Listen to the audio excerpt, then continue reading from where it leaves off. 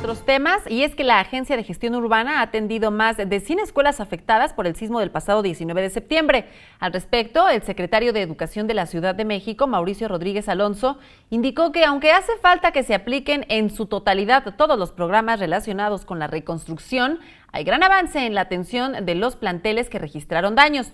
Destacó que en la capital del país hay más de 3.900 centros educativos y muchos de ellos son del siglo antepasado. Por ello, independientemente de los daños ocasionados por el sismo, las instituciones siempre necesitarán recursos para mantenimiento y fortalecimiento de su infraestructura, así lo dijo. Tenemos un daño significativo en escuelas y además las escuelas en general necesitan recursos siempre, ¿no? Tenemos más de 5.000, digamos, más de 3.900 planteles educativos y de esos 3.000 tienen infinidad de necesidades. Estamos hablando de planteles que son incluso desde el siglo antepasado.